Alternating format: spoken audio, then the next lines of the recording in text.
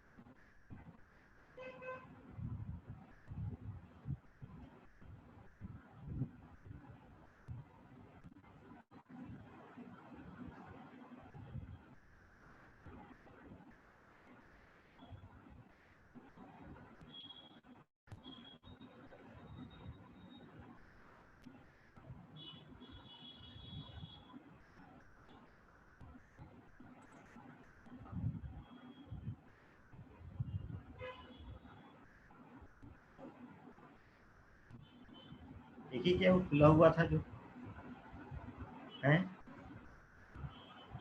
अरे देखिए क्या उसको। शशांक जी जी सर, जी भैया। चालू करिए ना, आप रिकॉर्ड करेंगे पूरा कंप्लीट। आप हाँ संचालन से शुरू करिए ना। जी। और आपका अनम्यूट नहीं होता है, अनम्यूट करके शुरू करिए आप। हाँ हाँ अनम्यूट हो गया भैया। सतीश सतीश शुभम शुभम जी जी भैया। रिकॉर्ड कर रहे हो? जी भैया, रिकॉर्डिंग हो रही है। शुरू करें? जी अच्छा तो लेकिन हेमंत भाई साहब कहाँ गए? हाँ चलो शुरू करो। जी।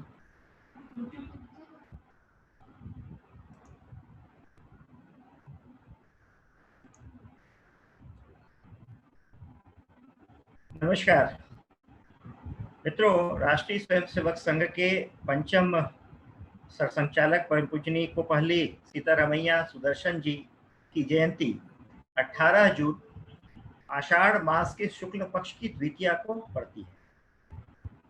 उनका जन्म छत्तीसगढ़ प्रांत के रायपुर नगर में हुआ और विधि का ऐसा विधान हुआ कि उनका महाप्रयाण भी रायपुर में ही हुआ। इस नाते रायपुर में 2014 से हमने श्री सुदर्शन प्रेरणा का गठन कर उनकी जयंती का आयोजन और इस कार्यक्रम के तहत एक व्याख्यान माला का आयोजन हम निरंतर करते आ रहे हैं।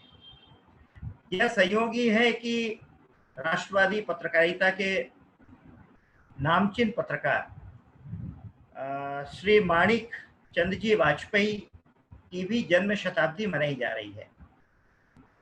इन दोनों कार्यक्रमों को मिलाकर आज हम एक व्याख्यान का आयोजन कर रहे हैं। इस व्याख्यान के मुख्य वक्ता माननीय श्री हेमंत मुक्तिबोध जी हैं और मेरे साथ स्वदेश ग्वालियर संस्करण के संपादक श्री अतुल तारे जी हैं और बिलासपुर से हमारे साथ हैं श्री प्रफुल्ल जी शर्मा। मैं सभी का स्वागत करता हूं और अपने श्रोताओं का भी स्वागत करता हूं।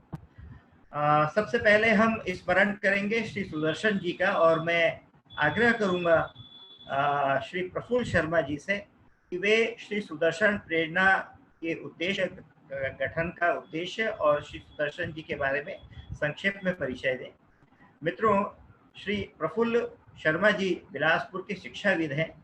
आप अनेक पदों पर कार्य किया है। अभी वर्तमान में आप पंडित सुंदरलाल शर्मा मुक्त विश्वविद्यालय के विद्या परिषद के आप सदस्य नियुक्त किए गए हैं। प्रफुल्ल शर्मा जी, आपसे आग्रह है कि श्री सुदर्शन प्रेरणा के संबंध में जानकारी दें। नमस्कार। आज के इस व्याख्यान माला में मुख्य वक्ता के रूप में हमारे मुक्तिबोध जी, हेमंत मुक्तिबोध जी, स्वदेश ग्वालियर संस्करण के संपादक, और वहाँ पर विराजमान श्री नरेंद्र जी, शशांक जी। वास्तव में सुदर्शन जी का छत्तीसगढ़ के कार्यकर्ताओं के साथ जो लगाव रहा, उसके पीछे कारण रहा कि सुदर्शन जी का जन्म, उनका पुनर्जन्म और उनका स्वर्गारोहण तीनों ही छत्तीसगढ़ के रायपुर की भूमि पर होने का सौभाग्य यहाँ को प्राप्त हुआ है।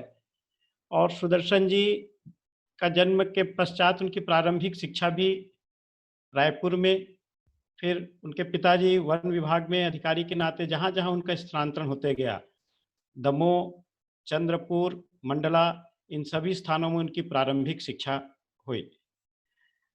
प्रारंभिक शिक्षा के पश्चात जबलपुर के उस समय के रॉबर्टसन कॉलेज के नाम से जाना जाता था, जो सागर विश्वविद्यालय से संबद्ध था। सागर विश्वविद्यालय जबलपुर से उन्होंने बी दूरसंचार इलेक्ट्रॉनिकी में उपाधि प्राप्त की और उपाधि प्राप्त करते ही वे संघ के प्रचारक के नाते अपना पूरा जीवन समर्पण कर निकल पड़े। प्रथम जिला प्रचारक के रूप में उनकी छत्तीसगढ़ में ही उनका आगमन हुआ उस दायित्व के नाते। और रायगढ़ जांजगीर जिला के वे जिला प्रचारक बनाए गए। जिला प्रचारक के नाते यहाँ पर उनके सहपाठी भी रहे, सहयोगी रहे स्वर्गीय रमेश दुबे जी, डॉक्टर राजेंद्र दुबे जी, जो हमारे इस व्याख्यान माला के सुदर्शन प्रेरणा मंच के पूरा जो गतिविधि है उनकी प्रेरणा से ही हम सब लोग जुड़े हुए हैं। डॉक्टर राजेंद्र दुबे जी के अकलतरा निवास में सुदर्शन जी रहते हुए यहाँ छत्तीसगढ़ के अनेक कार्यकर्ताओं को उन्होंने गढ़ा। उनका विशेष लगाव रहा छत्तीसगढ़ से। बाद में मध्य भारत के प्रांत प्रचारक बने और फिर वहाँ से अखिल भारतीय शारीरिक प्रमुख, बौद्धिक प्रमुख और सह सरकार्यवाह, फिर बाद में संघ के पंचम सरसंघ चालक के दायित्व का उन्होंने निर्वहन किया। इस दायित्व के साथ ही 1964 में जब वे मध्य भारत प्रांत के प्रांत प्रचारक बने, उसी दौरान उन्होंने लेखन का भी काम प्रारंभ किया। अनेक विषयों के जानकार होने के नाते और ज्ञान के भंडार कहे जाते थे। अद्भुत वक्तृत्व कला उनमें थी। किसी भी समस्या के गहराई तक जाकर और उसके बारे में मूलगामी चिंतन कर उसका वास्तविक समाधान ढूंढ निकालना सुदर्शन जी की विशेषता रही।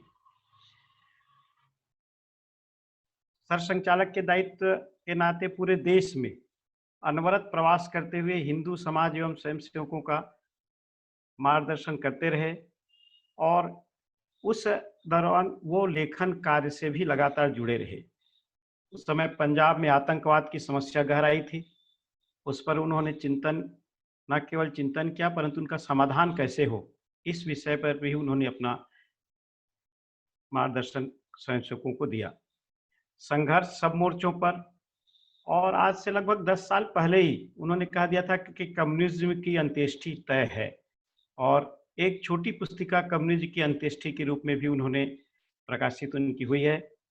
दिग्विजयी हिंदुत्व, अखंड हिंदू जीवन प्रवाह, ऐसे अनेक छोटे छोटे कार्यकर्ताओं के मार्गदर्शन प्रेरणा के लिए वो पुस्तक लिखते रहे। उनका उद्बोधन अद्भुत रहता था। अनेक विषयों के एक सार गर्भित बातों को अपने उद्बोधन वो समाहित करते रहे। छत्तीसगढ़ से लगाव होने के कारण उनके प्रयाण के पश्चात 2014 से ही स्वयंसेवक बंधुओं ने तय किया है डॉक्टर राजेंद्र दुबे जी के नेतृत्व में कि यहाँ पर हम उनकी स्मृति में प्रत्येक वर्ष एक व्याख्यान करेंगे। ये 8वां व्याख्यान है और देखिए कैसा संयोग रहा। पहले व्याख्यान माला में मुजफ्फर हुसैन जी का इस कार्यक्रम में सुदर्शन प्रेरणा मंच में आना हुआ। फिर पश्चात में बाद में हमारे छत्तीसगढ़ प्रांत के प्रांत प्रचारक रहे, वर्तमान में मध्य क्षेत्र के क्षेत्र प्रचारक श्री दीपक जी विस्पुते, और कश्मीरी लाल जी जो राष्ट्रीय स्वदेशी जागरण मंच के राष्ट्रीय संगठन मंत्री है, उन्होंने 2017 में हमारे द्वारा एक विषय रखा गया था, चीन की चुनौती और हमारा कर्तव्य, आज जिससे देश जूझ रहा है। इस व्याख्यान माला में गत वर्ष पुष्पेंद्र श्रेष्ठ जी का भी मार्गदर्शन मिला और अनेक विद्वान वक्ताओं का इस मंच को लगातार मार्गदर्शन मिलता रहा। उनका हम सबके प्रति स्नेह रहा। आज संयोग से डॉक्टर हेडगेवार जी का आज पुण्यतिथि है, आज विश्व योग दिवस भी है, और हम 2 विभूतियों का, स्वर्गीय सुदर्शन जी और स्वर्गीय माणिकचंद जी वाजपेयी मामा जी, जो उस समय ज्योति जला निज प्राण का इस पुस्तक के लेखन के नाते यहाँ छत्तीसगढ़ में कुछ बंधुओं से मिलने आए थे, उनके साथ जाने का सौभाग्य भी मिला। मैं उम्मीद करता हूँ आज के हमारे विद्वान वक्ता इसी अनुरूप हमको मार्गदर्शन कर और हम सबको इस प्रेरणा मंच को अपना प्रेरणा प्रदान करेंगे, ऐसे मैं अपेक्षा करता हूँ। धन्यवाद जी।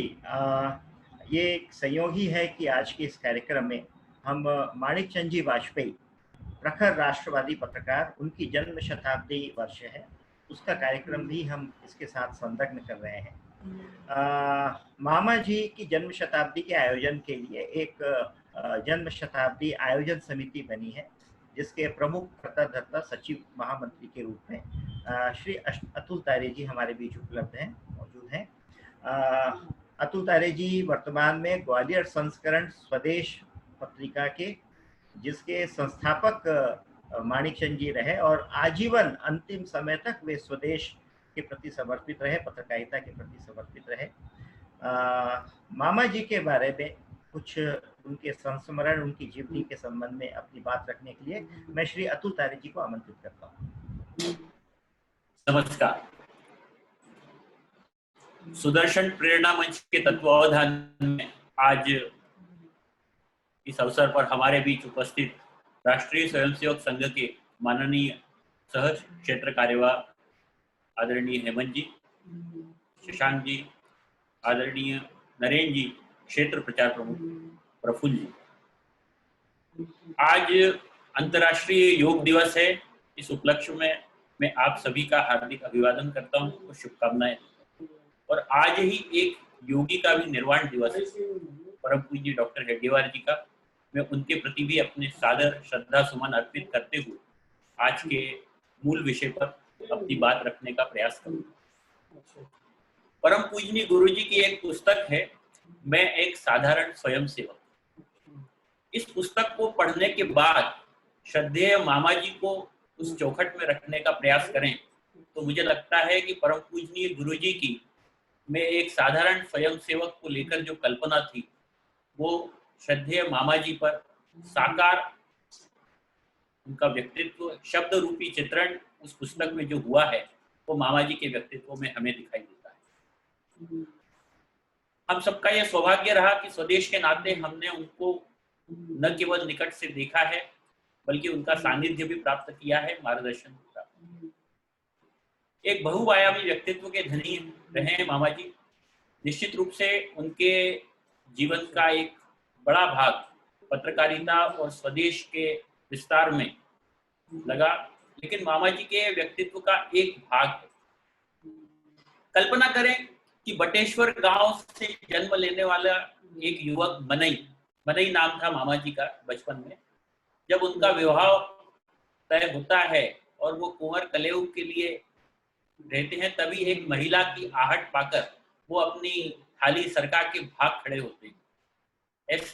ऐसे मनई जब माणिकचंद बनते हैं और संघ के प्रथम संघ शिक्षा वर्ग में आते हैं तो अपने चौका, चूल्हा और बर्तन सब अलग लेकर आते हैं कि मैं अपना खाना अलग बनाऊंगा।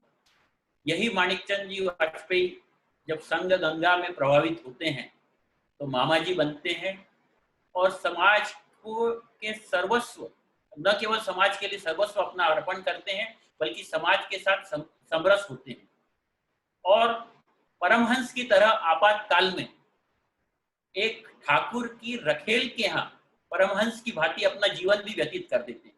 ऐसे अद्भुत थे मामा जी। मामा जी एक राजनेता भी थे, वे संगठन मंत्री भी थे। भारतीय जनता पार्टी और जनसंघ के विस्तार में उनका भी परिश्रम और तपस्या है। पर मामा जी ने राजनीति में तो रहे लेकिन राजनीति नहीं की और श्रद्धेय राजमाता सिंधिया के खिलाफ उन्होंने चुनाव लड़ा जनसंघ के टिकट पर। सब जानते थे कि ये चुनाव में पराजय निश्चित है, परंतु मामा जी ने चुनाव संगठन के आदेश पर लड़ा और पूरी जीजी विशा के साथ लड़ा।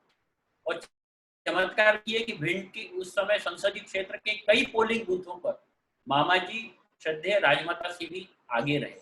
चुनाव में निश्चित रूप से पराजय हुई, लेकिन मामा जी जिन विचारों के लिए आजीवन समर्पित रहे, बाद में श्रद्धेय राजमाता भी उन्हीं विचारों के अनुगामिनी बनी।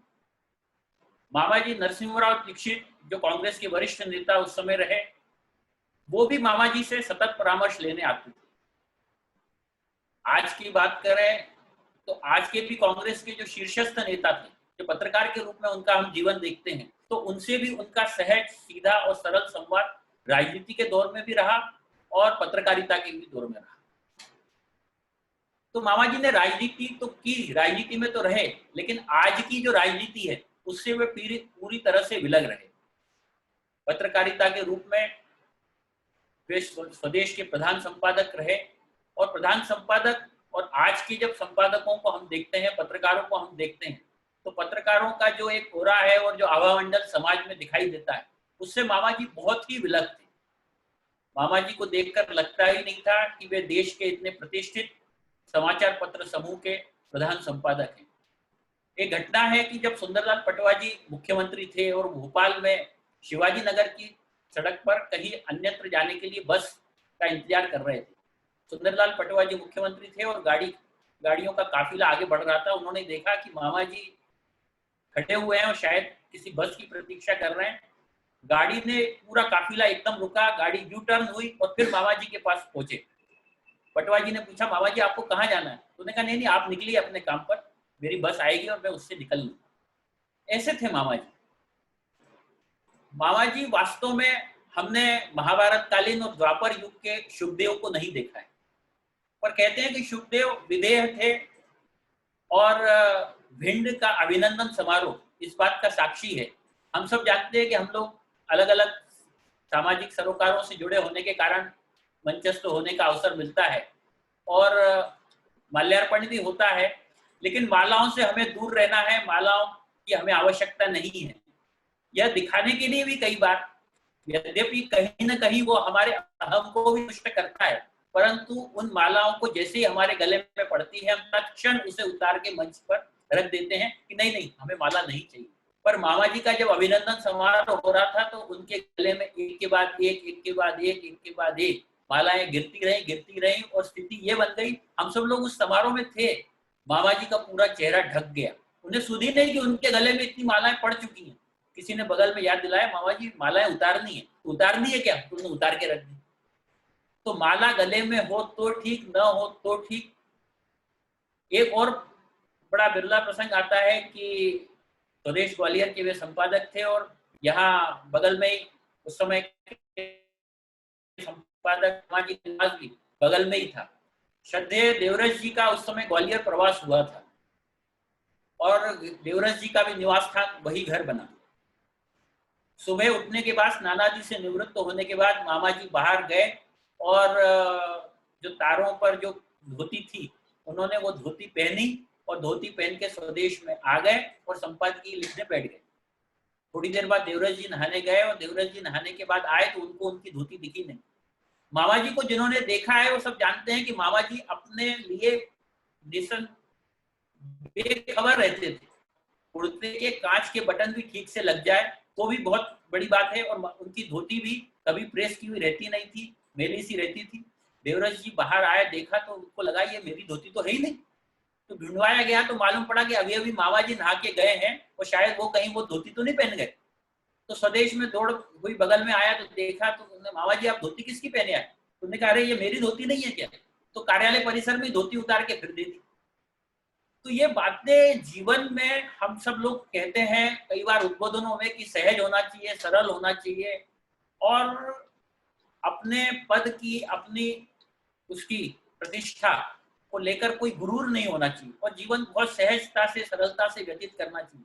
पर मामा जी ने अक्षरशः उसको बहुत बिना किसी आडंबर के जिया।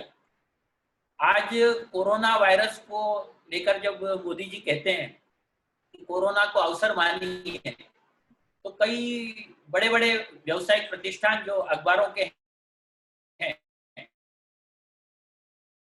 मोदी उनका कितना आर्थिक, लेकिन बड़े बड़े अखबार समूह ने इसको अवसर मानते हुए अपने अखबारों से छटनी कर दी। पर मामा जी ऐसे प्रधान संपादक थे कि जब वो ग्वालियर स्वदेश इंदौर के संपादक थे, आज भी जगदीश तिवारी जी संभवतः इंदौर में ही है, एक प्रूफ रीडर किसी काम से आ नहीं पा रहे थे या कोई समस्या थी, तो मामा जी को ध्यान में आया तो उनकी प्रूफ रीडिंग उन्होंने ही कर दी और हाजिरी पंजी पर उनका नाम लिख दिया ताकि उनका वेतन उनको समझता जाए। इस तरह से मामा जी ने गृहस्थ होते हुए अपने परिवार की तो चिंता नहीं की, घर के आर्थिक परिस्थितियां उनकी जैसी थी, हम सब लोग ग्वालियर में हैं, जानते हैं कि मामी जी इस बात को लेकर हमेशा कष्ट में रही, परंतु उन्होंने कभी उस पर अपना ध्यान नहीं दिया और अपना संपूर्ण जीवन उस ध्येय के लिए समर्पित किया जिसके लिए संगठन ने उन्हें निर्देश दिया था, आदेश दिया था, और उसको एक स्वयंसेवक भाव से वो स्वदेश पे अपना सर्वस्व लगाते रहे। काल के कपाल पर उनकी एक लेखमाला है और उस लेखमाला में वो बहुत प्रतीकात्मक ढंग से न सिर्फ कांग्रेस बल्कि जनसंघ और भारतीय जनता पार्टी में भी राजनीति में अगर कहीं विकृतियां आ रही हैं तो उसकी ओर सधी हुई कलम से वो बहुत सतर्क इशारा करते थे और उसको न केवल तब संज्ञान में लिया जाता था बल्कि वो उनके लिखे हुए आलेख आज के राजनीति में भी प्रासंगिक है। आज मामा जी को का निर्वाण हुए लगभग 15 वर्ष हो चुके हैं, लेकिन इन 15 वर्षों में मामा जी की लेखनी और उनके लिखे गए आलेख, जैसे ज्योति जला निज प्राण की का जिक्र आया, उनकी एक पुस्तक है आपातकाल की संघर्ष गाथा, और उनके अपने आलेख और संपादकीय को जब हम लोग कभी एक आर्काइव में और रेफरेंस के तौर पर देखते हैं तो हमको लगता है कि उनकी बताए हुए समाज कुमार आज भी और अधिक प्रासंगिक है। और वे सिर्फ संपादक स्वयं के लिए नहीं थे, ग्वालियर स्वदेश समूह एक पत्रकारों की नर्सरी है, पत्रकारों की पौधशाला है, और उनके नेतृत्व में, उनके मार्गदर्शन में आज देश के शीर्षस्थ प्रतिष्ठानों में ऐसे पत्रकार हैं जो उनकी ही सिखाए हुए और आज अपनी वैचारिक आंदोलन को प्रभावित कर रहे हैं।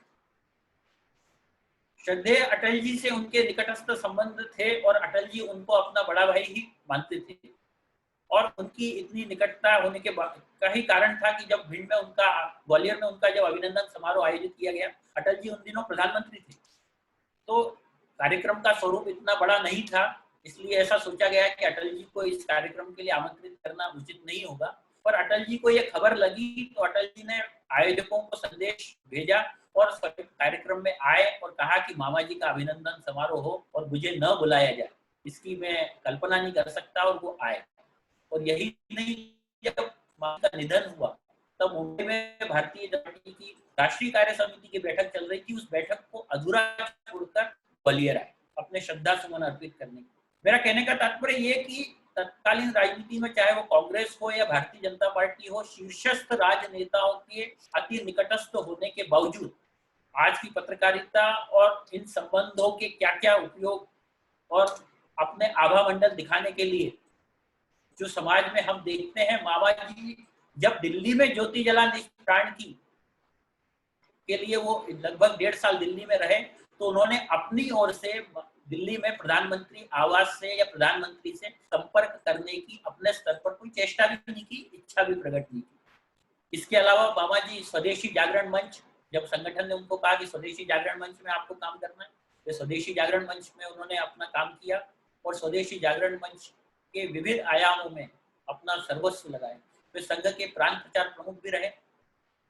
तो तात्पर्य ये कि जिस जिस भूमिका में मामा जी को कहा गया एक साधारण स्वयंसेवक के भांति, जिसकी कल्पना परम पूजनीय गुरुजी ने की थी, और परम पूजनीय गुरुजी की उस पुस्तक में कहा है कि मुझे ऐसा लगता है कि शायद मुझे अगर जीवन में अवसर मिले तो एक स्वयंसेवक के भांति, एक सामान्य स्वयंसेवक के भांति मैं शाखा में जाऊं।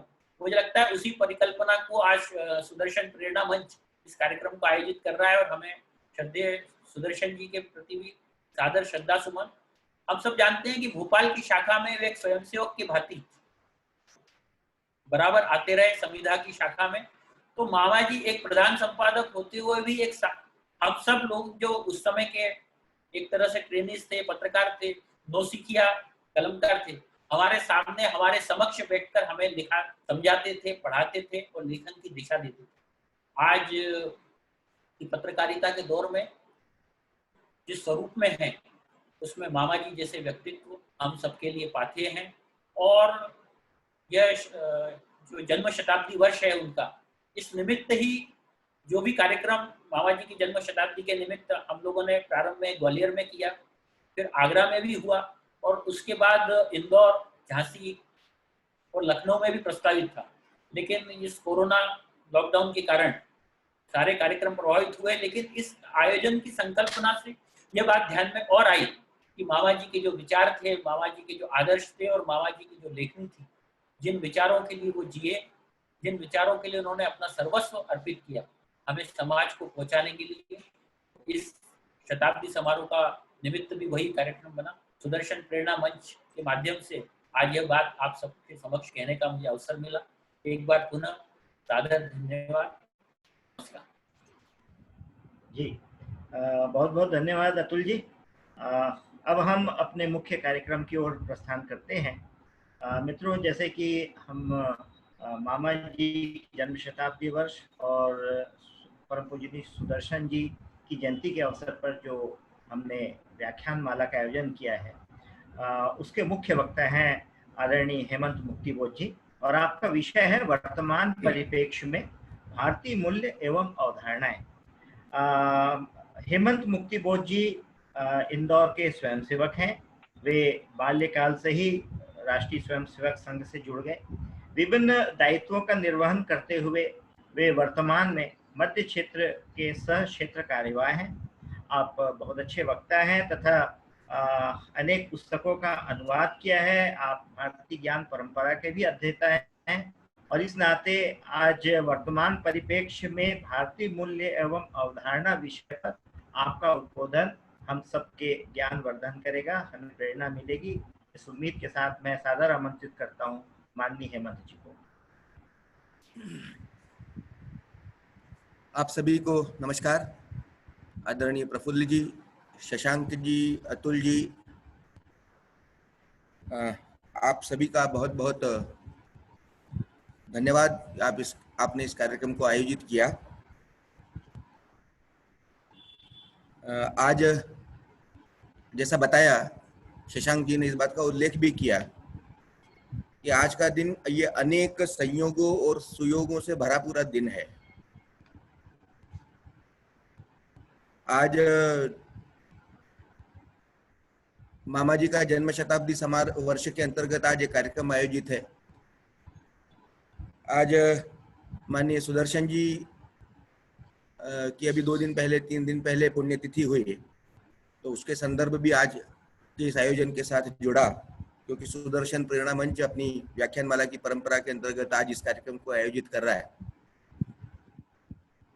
आज योग दिवस भी है और माननीय सुदर्शन जी और माननीय मामा जी माणिकचंद वाजपेयी जी जिन विचारों, विचारधाराओं, आदर्शों और अवधारणाओं के लिए जीवन भर जीते रहे, उन अवधारणाओं की, उस जीवन मूल्य की एक वैश्विक स्वीकृति के रूप में एक अंतर्राष्ट्रीय योग दिवस पिछले कुछ वर्षों से उभरता हुआ हमको दिखता है।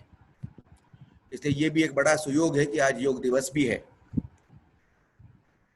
और फिर इन विचारों, इन अवधारणाओं को कार्य रूप में परिणत करते हुए समाज के मन के अंदर फिर से अंकित करने का जो एक बड़ा आंदोलन या अभियान इस देश के अंदर जिस व्यक्ति के स्वप्न के संकल्प के रूप में सामने आया, ऐसे पूज्य डॉक्टर केशव बलिराम हेडगेवार जी, उनकी भी आज पुण्यतिथि है। तो यह अनेक संयोग और अनेक सुयोग इस कार्यक्रम के साथ जुड़ गए हैं। और ऐसे इसमें मुझे इस विषय पर अपनी बात कहने के लिए कहा गया है। इसका अर्थ केवल इतना है कि मैं इस विषय पर जो थोड़ा बहुत मैं पढ़ पाया हूँ या मैं समझ पाया हूँ, उसमें से कुछ बातें मैं आपके सामने रखूँगा।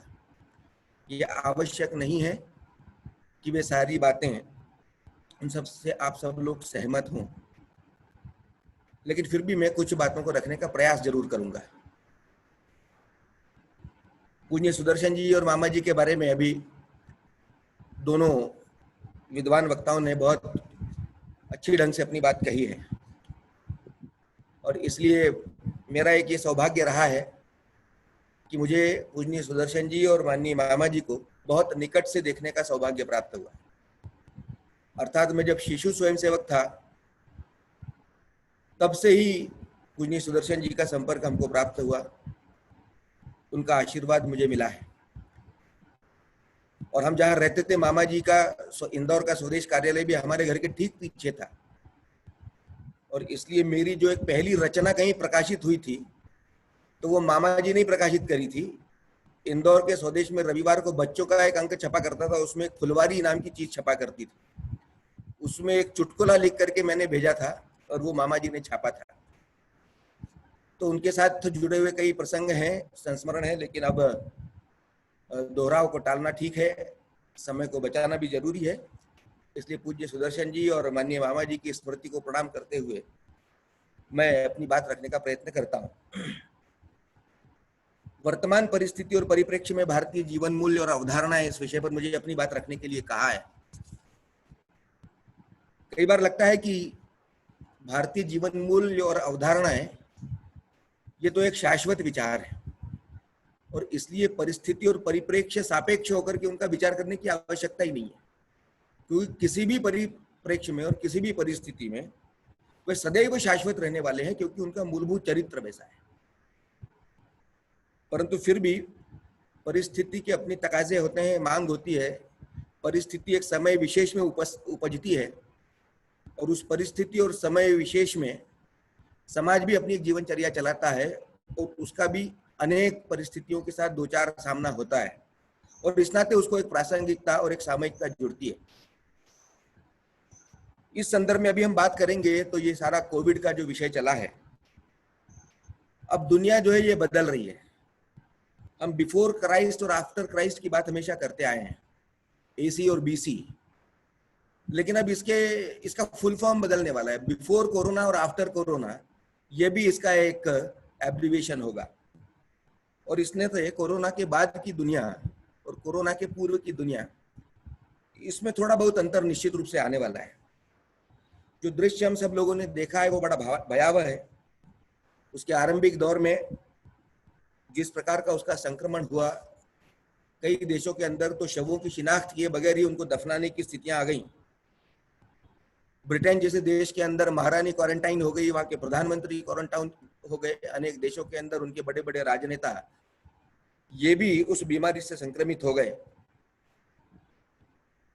दुनिया में अपनी चौधराहट के लिए सर्वाधिक मशहूर और उसका दंभ पालने वाला अमेरिका, उसके अंदर लाखों की तादाद में लोग संक्रमित हो गए और मृत्यु को प्राप्त हुए हैं। लेकिन अपनी उपभोगवादी पूंजीवादी जीवन शैली में कोई परिवर्तन न लाने की जिद पकड़ने के कारण वहां लॉकडाउन हुआ नहीं और उसके कारण ये भयावह परिस्थिति वहां भी आती हुई हमको दिखती है।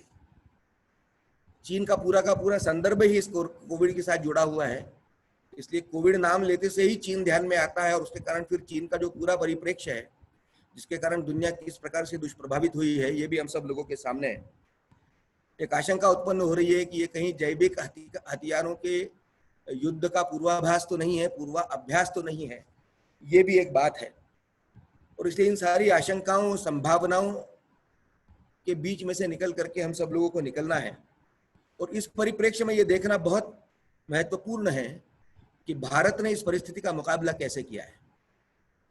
130 करोड़ का हमारा देश है, जनसंख्या का घनत्व हमारे यहाँ सबसे ज्यादा है, हमारी आर्थिक स्थिति, हमारे समाज की कुल मिला करके जो सारी आर्थिक दशा है, उसमें भी जितनी भी प्रकार की विषमताएं हैं, ये भी सारी दुनिया को मालूम है, हम सब लोग भी उससे बहुत अच्छी तरह परिचित हैं।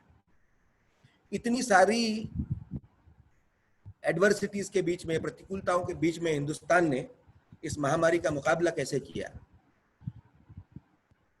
शायद एकमात्र हमारा देश का राजनीतिक नेतृत्व ऐसा रहा है कि जिसने इस पूरे दौर में अपनी पूरी जनता के साथ, 130 करोड़ लोगों के साथ एक जीवंत और निरंतर संवाद कायम किया। ये एक बहुत बड़ी बात होती है। फिर बात केवल राजनीतिक नेतृत्व की नहीं है, तो हमारा जो सामाजिक नेतृत्व है, हमारा धार्मिक नेतृत्व है, हमारा आर्थिक क्षेत्र का नेतृत्व है, हमारा शैक्षिक क्षेत्र का नेतृत्व है, इस सारे नेतृत्व ने और इससे जुड़ी हुई संस्थाओं ने किस प्रकार भारत के जनमानस को इस महामारी से लड़ने के लिए प्रेरित किया और तैयार किया, ये आगे चल करके बड़े शोध का विषय बनेगा।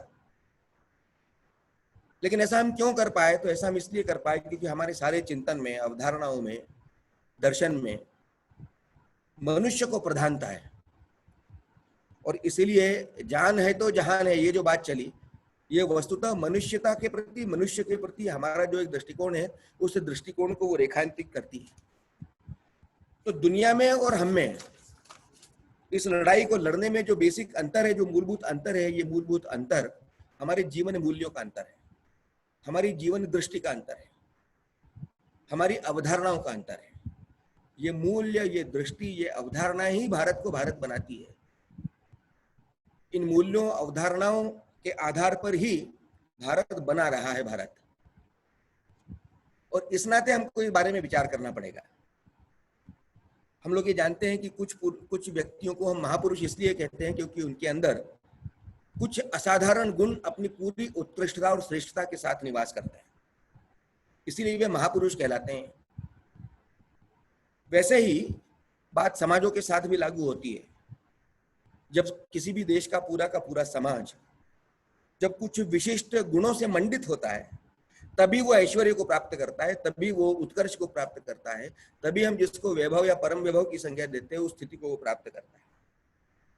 और इसीलिए ये असाधारण गुण जिस समाज के अंदर रहते हैं वो समाज ही अपने प्रयोजन को भी प्राप्त करता है। और इसीलिए जब इकबाल ने कहा कि कुछ बात है कि हस्ती मिट्टी नहीं हमारी, तो वो हस्ती इन्हीं मूल्यों के कारण ही बनी थी। और इस नाते इन मूल्यों का महत्व है। मानवीय जीवन को जो मूल्यवान बनाते हैं उनको हमारे यहाँ जीवन मूल्य कहा गया है। इन गुणों की साधना जब समाज करता है, जब भारतीय समाज ने की, तब भारत एक परम वैभव के शिखर पर आरूढ़ होता हुआ हमको दिखा। सारी दुनिया के लिए एक दीपस्तंभ की तरह बनकर के वो खड़ा रहा। जब इन मूल्यों की उपेक्षा होना हमारे सामाजिक जीवन के अंदर प्रारंभ हुई, तो उसके बाद भारत ने अपकर्ष के भी दिन देखे और पतन के भी दिन देखे। और इसलिए ये मूल्य कुछ अनुभवों और कुछ अवधारणाओं के आधार पर आगे बढ़ते हैं। समाज के अंदर समय के साथ वे स्थापित होते हैं, परिष्कृत होते हुए चलते हैं और उनको एक प्रकार की शाश्वतता प्राप्त होती है। और इस नाते ये मूल्य और अवधारणाएं ये बहुत महत्वपूर्ण होती हैं। आज हम देखते हैं कि सारे दुनिया के अंदर जो अनेक प्रकार के संघर्ष हैं, उन संघर्षों का स्थूल स्वरूप और बाह्य कारण हमें कुछ और भी दिखता होगा। कहीं भूगोल उसका कारण है, कहीं आर्थिक वर्चस्व उसका कारण है, कहीं साधन संसाधनों को लेकर के होने वाली जोर आजमाइश जो है वो उसकी वजह है। लेकिन इसके मूल में जो दिखता नहीं है लेकिन होता है, वो सारा का सारा संघर्ष अवधारणाओं का संघर्ष होता है। विषयों को लेकर के, वस्तुओं को लेकर के, समय को लेकर के, संसाधनों को लेकर के, जीवन शैली को लेकर के समाजों और देशों की अपनी अपनी अवधारणाएं उत्पन्न हुई। अपनी अपनी अवधारणाओं के आधार पर उन्होंने चलने का प्रयत्न किया और उन अवधारणाओं का जब संघर्ष आपस में प्रारंभ होता है तो उसी को आज हम ये देखते हैं कि सारी दुनिया के अंदर अवधारणाओं के आधार पर ये संघर्ष प्रारंभ हुआ है। और इसलिए ये अवधारणाओं को लेकर के सारी दुनिया के अंदर ये सारा का सारा संघर्ष है। हम देखते हैं कि जो अवधारणाएं हैं मूलतः ये विश्व के अंदर एक विशेष प्रकार के भौगोलिक क्षेत्र के अंदर से निकली हुई हमको दिखती है। एशिया का, मध्य एशिया का जो सारा का सारा क्षेत्र है, यहां से कुछ अवधारणाएं उत्पन्न हुई।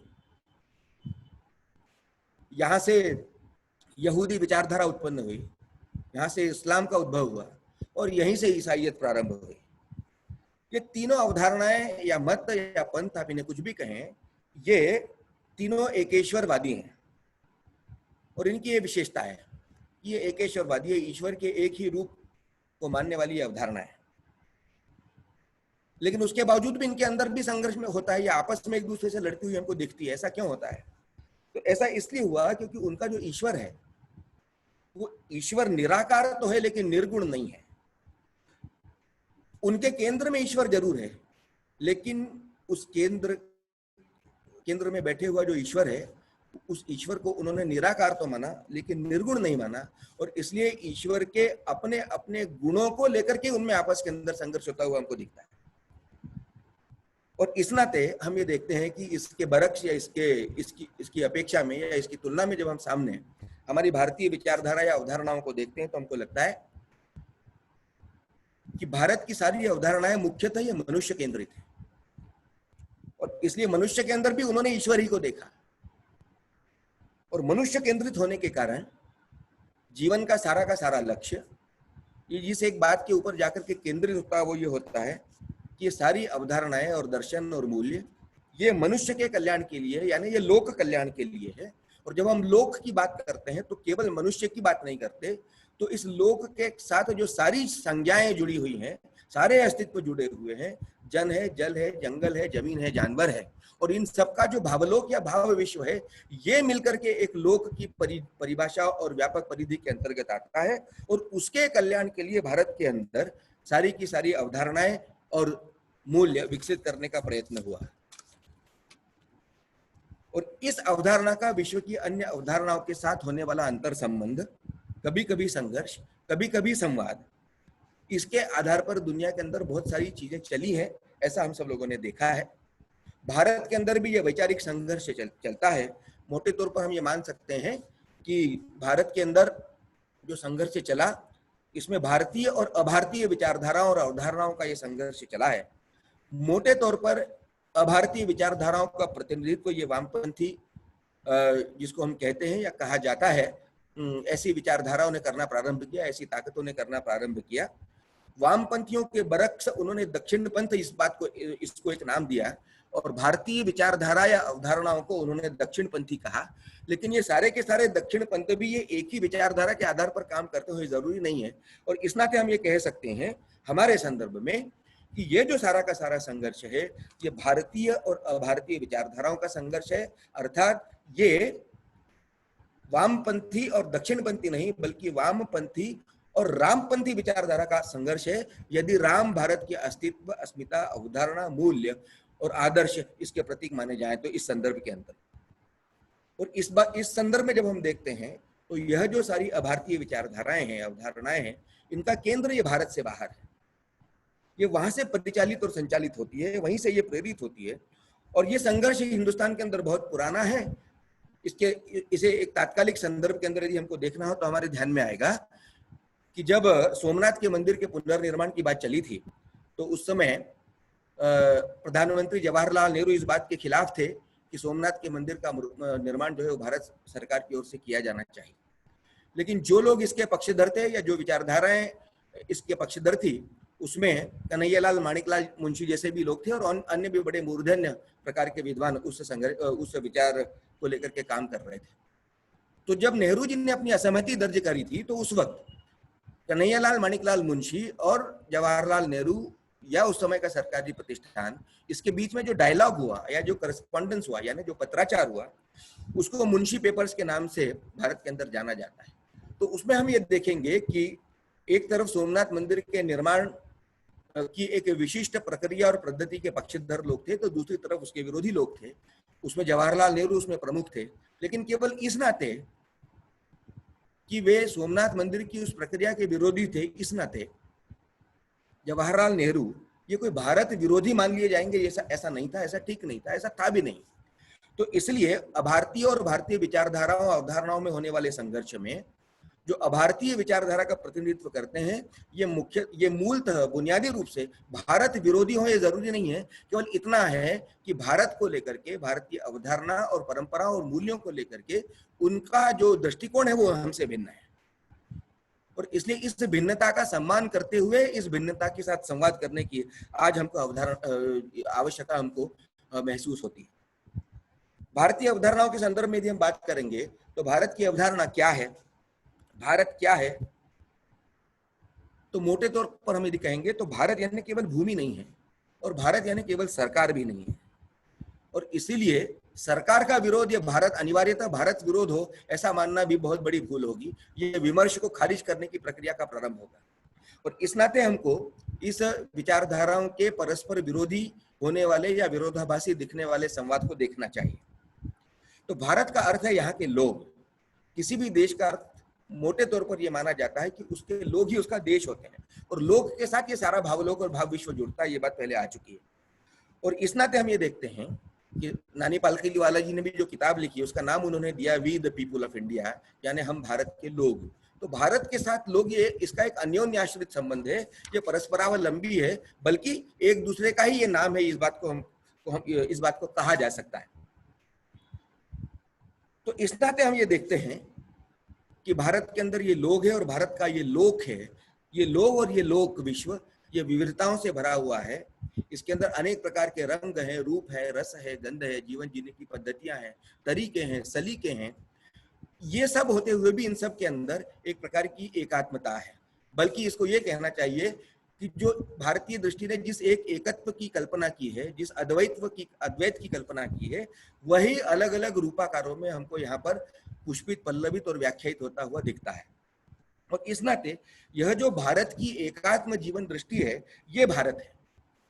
इस एकात्म दृष्टि का आधार भारत की आध्यात्मिकता है। यह आध्यात्मिकता जिन कुछ शब्दों में, श्लोकों में, वाक्यों में अभिव्यक्त होती हुई दिखती है, उसमें हमको ध्यान में आता है कि जो ईशोपनिषद का पहला श्लोक है, ईशावास्यमिदं सर्वं यत्किंचित् जगत्याम जगम तेन त्यक्तेन भुंजीथा मा गृह कस्य स्विद्धनम, यानी जो कुछ है इस दुनिया के अंदर वो सब कुछ ईश्वर का है और इसलिए इसको त्याग करते हुए इसका भोग करो। यह जो एक दृष्टि है, इस दृष्टि के पीछे की जो एक आध्यात्मिकता है, यह भारत है। एक ही चैतन्य की अनेक रूपों में होने वाली अभिव्यक्ति को स्वीकारना, उसको सम्मान देना, ये भारत की एक अवधारणा है। और इसीलिए हमने ये कहा है कि ऑल इज वन, ये कहा हमने, ऑल आर वन हमने नहीं कहा। हमने कहा सब कुछ एक है, वो अलग अलग रूपों में अभिव्यक्त होता है। हमने इस बात को मान्यता नहीं दी कि सब अलग अलग है और उसके अंदर हमको कहीं ना कहीं एकत्व ढूंढना है। ये दृष्टि और अवधारणा का एक बहुत बड़ा अंतर है। पिछली शताब्दी में कुछ सिद्धांत निकले हैं, मोटे तौर पर 5 सिद्धांत मेरे ध्यान में आते हैं, जिसमें एक डार्विन का सिद्धांत निकला, विकासवाद का सिद्धांत। एक सिद्धांत ये निकला कि दुनिया के अंदर जो सर्वश्रेष्ठ होगा उसी को जीने का अधिकार, उसी की विजय होगी। और इस नाते struggle for existence, survival of the fittest, ये सारी की सारी अवधारणाएं निकली। फिर एक निकला मार्क्सवाद। मार्क्सवाद ने सारी दुनिया को किस प्रकार से आक्रांत किया और आप्लावित किया, ये हम सब दुनिया के अंदर देख रहे हैं। आज उसकी क्या स्थिति है ये एक अलग विषय है। ये उसकी स्थिति होनी ही थी, क्योंकि एक प्रकार का अवैज्ञानिक और इस प्रकार का वो एक विचार था। तो ये तीसरा सिद्धांत था। चौथा सिद्धांत निकला था फ्राइड का सिद्धांत, और 5वां निकला था सापेक्षता का सिद्धांत, कि करके देखो, करके देखने पर जो ठीक लगेगा केवल उसी को ठीक मानो। तो इन 5 सिद्धांतों के मूल के अंदर जो बात थी वो क्या थी? वो बात ये थी कि man is a rational animal who has certain wants and that are to be fulfilled. मनुष्य एक बुद्धियुक्त प्राणी है, उसकी कुछ इच्छाएं हैं, लिप्साएं हैं, आवश्यकता है और उसको पूरा करना है। तो ये इच्छाओं, लिप्साओं और आकांक्षाओं की पूर्ति की दिशा में ही सारी की सारी दुनिया चली।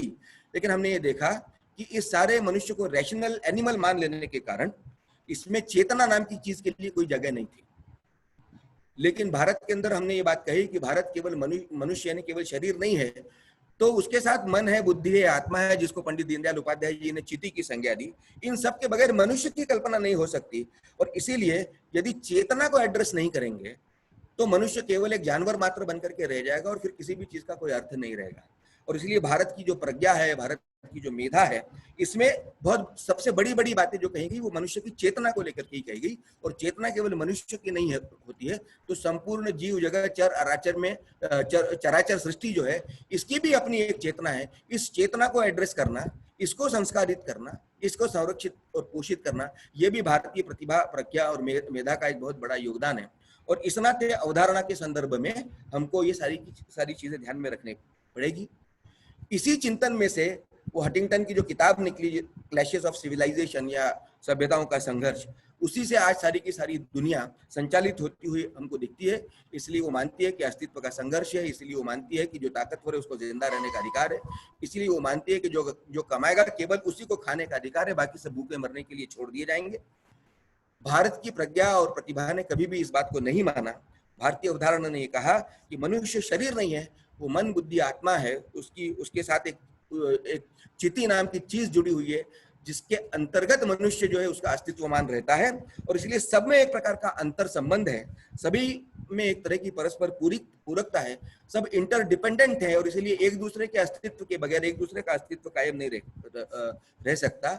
चेतना का यह जो सारा का सारा विस्तार है, ये मनुष्य को व्यष्टि से, समष्टि से, परमेष्टि से जोड़ता है, ईश्वर से जोड़ता है। और इसीलिए इस प्रज्ञा, प्रतिभा और मेधा में से इस अवधारणा ने कुछ तथ्यों को रूपायित और प्रतिपादित किया। उन्होंने कहा कि प्रकृति के अंदर संघर्ष नहीं है, समन्वय है। इसने कहा कि जो कमाएगा वो खाएगा, केवल ये एक प्रकार का स्वार्थी विचार है, ये जंगल का कानून है, ये मनुष्यों के, सुसभ्य मनुष्यों के, सुसंस्कृत मनुष्यों के समाज के अंदर चल नहीं सकता। उसने कहा कि केवल निजी अधिकार की बात करना ये ठीक बात नहीं है, निजी कर्तव्यों की भी बात करनी पड़ेगी, क्योंकि हर एक का दूसरे के प्रति कर्तव्य है। और एक का कर्तव्य पूर्ण करने का जो बात है, उसमें दूसरे के अधिकार की रक्षा अपने आप निहित होती है। और इसीलिए कर्तव्य की पूर्ति की बात कही। इसी में से प्रकृति को लेकर के देखने का एक दृष्टिकोण विकसित हुआ और कहा गया कि प्रकृति हमारी माँ है। ये सब करते हुए भी इसमें कहीं भी भौतिकता का निषेध नहीं था।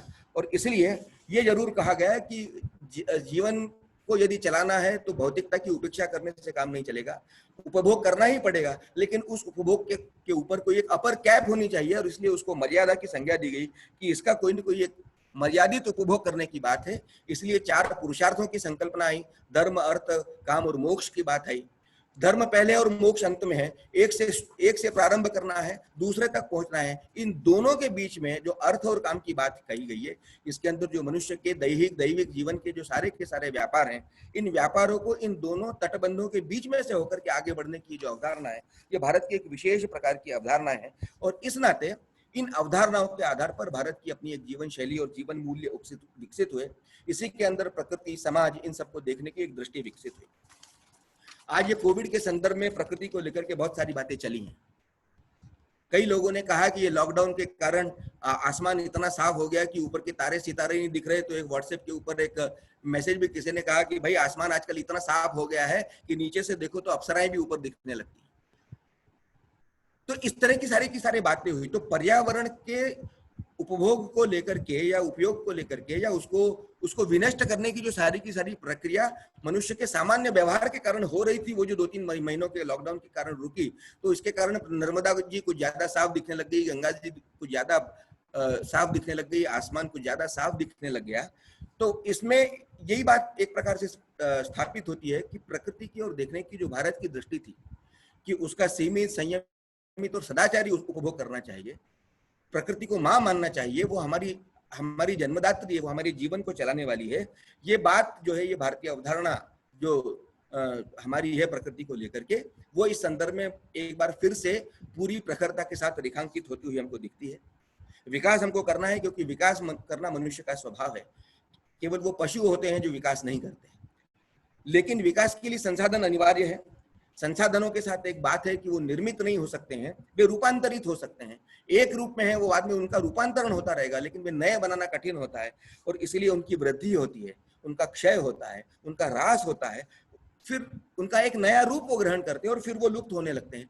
ये क्रम है संसाधनों का, और इसलिए संसाधनों का यदि विवेकपूर्ण उपयोग हमने नहीं किया तो ये क्रम जिस तेजी से आगे बढ़ेगा वो अंततोगत्वा संसाधनों के नाश का कारण बनेगा। इसलिए संसाधनों को लेकर के किस प्रकार की दृष्टि हो, ये भारत की जो पर्यावरण दृष्टि है, वेदों के अंदर इसके सारे मंत्र भरे पड़े हैं, ये हमको उसके अंदर से दिखती है। तो ये सारी समस्या जो है, इस समस्या का मूल वास्तव में ये है कि जो खंडित यांत्रिक विश्व दृष्टि उत्पन्न हुई है, ये इस दृष्टि के कारण सारी की सारी समस्याएं खड़ी होती हुई आज हमको दिखती है। फ्रांसिस बेकन नाम का एक पश्चिम का स्कॉलर हो गया, उसने एक बात कही, उसने कहा कि प्रकृति जड़ है और मनुष्य चेतन है, और प्रत्येक चेतन इकाई को प्रत्येक जड़ इकाई का अपने स्वयं के उपयोग के लिए उपभोग करने का अधिकार है। और उसके लिए उसने एक संज्ञा दी, एक उपमा दी। उसने कहा कि प्रकृति के पास अकूत साधन संपदाएं हैं, लेकिन प्रकृति एक चुड़ैल जैसी है। जैसे चुड़ैल के पास बहुत सारा खजाना होता है, लेकिन वो किसी को देना नहीं चाहती, तो जब तक आप उसके कान न खींचो, जब तक आप उसकी बाह न मरोड़ो, जब तक आप उसको पीड़ित और प्रताड़ित न करो, तब तक प्रकृति चुड़ैल जो है वो अपना खजाना खोलती नहीं। उसने कहा, फ्रांसिस बेकन ने, कि प्रकृति भी एक चुड़ैल है, इसलिए इसकी बाह मरोड़नी पड़ेगी, इसको पीड़ा देनी पड़ेगी, तब जाकर के ये अपना खजाना हमारे लिए सौंपेगी। तो प्रकृति को चुड़ैल मानने की यह जो मानसिकता है, इसके सामने भारत की अवधारणा है कि प्रकृति चुड़ैल होने का सवाल पैदा नहीं होता, प्रकृति तो मां है क्योंकि उसके बगैर जीवन चल नहीं सकता। और इस नाते इसी में से जो एक शोषक और विनाशकारी विकास की सारी धारा बहती हुई दिखती है, उसके बरक्स भारत की जो सारी की सारी विचारधाराएं हैं और अवधारणाएं हैं, इसको हमको देखने की आज एक आवश्यकता है। और इस नाते हमने देखा कि वेदों के अंदर किस प्रकार प्रकृति की प्रार्थनाएं भरी पड़ी है। अग्नि की प्रार्थना है, वायु की प्रार्थना है, अग्नि की प्रार्थनाएं हैं, और पृथ्वी की प्रार्थना है। जो सारा का सारा पृथ्वी सूक्त है, उसके अंदर जो 63 श्लोक हैं, ये मनुष्य और प्रकृति का संबंध क्या होना चाहिए इसको व्याख्यायित करते हैं। और इसीलिए उसके आधार पर यह कहा गया कि प्रकृति का सीमित, संयमित और सदाचारी उपभोग और उपयोग व्यक्ति को करना चाहिए। जरूरत से ज्यादा लेना नहीं, उसका संयमित उपयोग करना और सदाचारी उपभोग करना। उपभोग करना है तो उसका दुरुपयोग नहीं होना चाहिए, जीवन को सार्थकता मिलनी चाहिए, जीवन के अंदर सात्विकता बढ़नी चाहिए, इसके लिए उन संसाधनों का उपयोग करना। इसलिए कहा गया, जैसा जैन धर्म दर्शन के अंदर कहा गया, संयमो खलु जीवन, संयम के आधार पर ही जीवन जीना चाहिए। हमारे ये कहा गया जैन दर्शन के अंदर कि पानी को कंजूस आदमी के घी की तरह इस्तेमाल करो। ये एक जीवन दृष्टि है, ये एक अवधारणा है जिसके आधार पर सारी की सारी चीजें चलती। क्योंकि हमारे जो सारे वैज्ञानिक थे, जो ऋषि मुनि परंपरा के आए हुए लोग थे, वे जानते थे कि मनुष्य की इच्छा पूर्ण करने के लिए, मनुष्य की लिप्सा पूर्ण करने के लिए तो प्रकृति के पास ज्यादा नहीं है, लेकिन मनुष्य की आवश्यकताएं पूर्ण करने के लिए अभी भी उसके पास पर्याप्त चीजें हैं। इसलिए आवश्यकताओं को कम करने से प्रकृति के संसाधनों का जो उपयोग होगा वो मनुष्यता के कल्याण के लिए अधिक दीर्घ काल तक हो सकता है, ऐसी एक सारी की सारी बात थी। और इस बात को स्थापित करने के लिए, ये संस्कार समाज के ऊपर देने के लिए एक यज्ञ की कल्पना हुई और यज्ञ भाव की एक बात रखी गई कि जिस प्रकार यज्ञ के अंदर हम आहुतियां देते हैं, समिधाएं डालते हैं, उसमें से जो हमको चीजें प्राप्त होती है, तो ये यज्ञ भी एक प्रकार की लेन देन की प्रक्रिया है। हम प्रकृति को वापस करते हैं जो उससे हमने लिया हुआ है। ये लेन देन की प्रक्रिया, ये यज्ञ भाव, ये सृष्टि की, प्रकृति के अस्तित्व को दीर्घजीवी बनाने के संदर्भ में उसका बहुत महत्व होता है। उसके बहुत अधिक विस्तार में इस समय जाने का समय अपने पास नहीं है, लेकिन मराठी के कवि हो गए, उन्होंने इसको लेकर के बहुत सुंदर बात कही। उन्होंने कविता लिखी की देणाऱ्यानी देत जावे, घेणाऱ्यानी घेत जावे, घेणाऱ्यानी घेता घेता देणाऱ्याचे हात घ्यावे। यानी जो देने वाला है वो देता जाए समाज को, जो लेने वाला है, जिसको कुछ चीजों की जरूरत है, वो समाज से लेता जाए।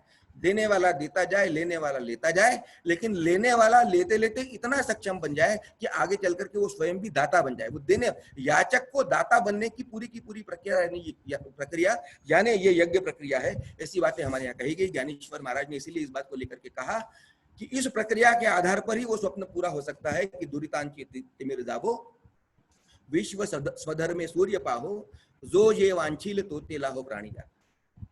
यानी जो वंचित हैं उनके अभाव दूर होंगे, जिसकी जो इच्छा है होगी वो उसको प्राप्त होगा, यानी जिसकी जो मूलभूत आवश्यकताएं होंगी वो उसकी प्राप्त होगा।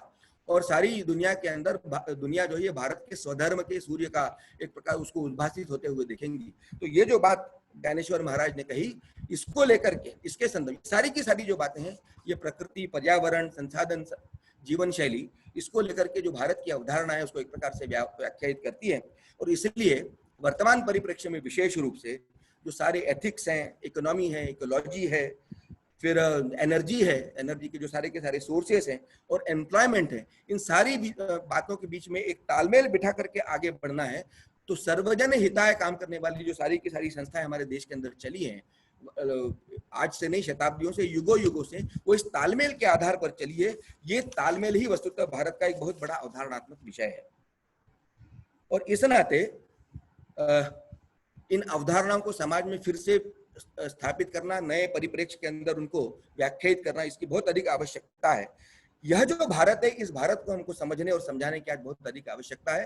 केवल भारत के बाहर नहीं, तो भारत के अंदर वर्तमान जो समाज है, इसके अंदर भी जो नई पीढ़ी है, उसके सामने इस विषय को कैसे रखना, ये एक बहुत बड़ी चुनौती हमारे सामने खड़ी है। इस चुनौती का सामना हम सब जितनी सफलता से कर पाएंगे, उतनी सफलता से हम एक नए युद्ध के अंदर अपने आप को फिर से विजेता के रूप में हम ये देखेंगे। और इसके लिए रविंद्रनाथ ने एक बात कही, रविन्द्रनाथ टैगोर जी ने, उन्होंने कहा है कि प्रत्येक जाति का अपना एक प्रयोजन होता है। जब तक वो उस प्रयोजन की पूर्ति करती रहती है, तब तक वो दुनिया के लिए उपयोगी होती है, उसके बाद वो बोझ बन जाती है। और इसलिए भारत का भी अपना एक प्रयोजन है। उन्होंने कहा कि भारत ने सारे विश्व को आर्य बनाने की बात कही, अर्थात सारे विश्व को कुछ विशेष प्रकार के गुणों से परिपूर्ण करने की बात कही है। और इसलिए उन्होंने कहा कि ये यदि हमको करना है, तो अभी ये सारे पश्चिम के प्रकाश में, पश्चिम की एक प्रकार से लोभ और लालच में जो सारी जीवन शैली हमने अपनाई है, और इसमें हमने अपना हृदय, बुद्धि और मूल्य, इन तीनों का विक्रय कर दिया है। इस विक्रय से यदि हमको बचना है, तो भारत को फिर से भारत बनना होगा। और इसलिए भारत क्या है, ये समझने की बहुत अधिक आवश्यकता है। और इसलिए भारत इन्हें सारे के सारे ये जीवन मूल्य, ये विविधता में एकत्व का दर्शन, ये अद्वैत का दर्शन, ये सर्वजन हिताय की संकल्पना, ये सारी की सारी बातें हैं। इसके आधार पर हमको आगे बढ़ना होगा। हम निश्चित रूप से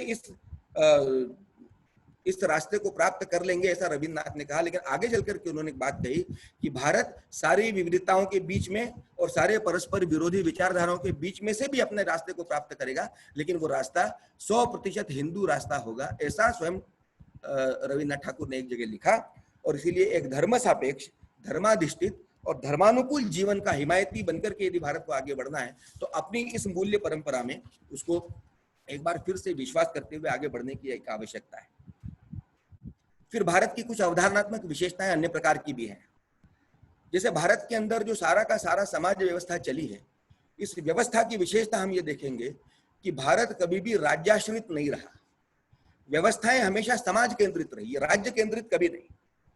हमारे यहाँ कहा जरूर ये गया है कि जब जब धर्म की ग्लानि होगी तब तब मैं अवतार लूंगा। हमने उसका एक दूसरा अर्थ निकाल लिया और हमने कहा कि सारा का सारा ठेका ऊपर वाले को दे दो। उसने खुद ने इस बात की घोषणा की कि जब जरूरत होगी तब मैं खुद आकर के नीचे आ जाऊंगा, लेकिन इसका ये अर्थ नहीं है। वास्तव में ये वेलफेयर स्टेट की संकल्पना भारत की कभी रही नहीं है।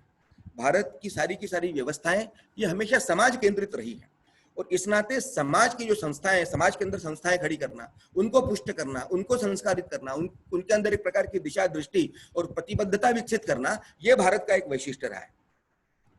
और इसीलिए रविन्द्रनाथ टैगोर जी ने जो स्वदेशी समाज नाम की उनकी पुस्तक लिखी है, उसमें उन्होंने कुछ बातें लिखी है। उन्होंने उसमें लिखा है कि उन्होंने एक बार बंगाल में जब अकाल पड़ा तो वहां के कुछ लोग अंग्रेजों के पास गए कि हमारे लिए पीने की पानी की व्यवस्था करो। तो इसके लिए रविन्द्रनाथ टैगोर ने एक आर्टिकल लिख करके उन लोगों की आलोचना की थी कि आप लोग पानी की याचना करने के लिए सरकार के पास क्यों गए?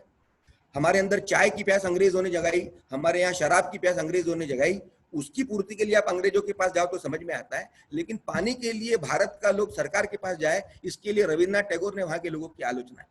क्यों? क्योंकि जल संधारण की सारी व्यवस्थाएं, जल की सारी संरचनाएं ये समाज केंद्रित थी हमारे यहाँ, ये राज्य केंद्रित कभी रही नहीं थी।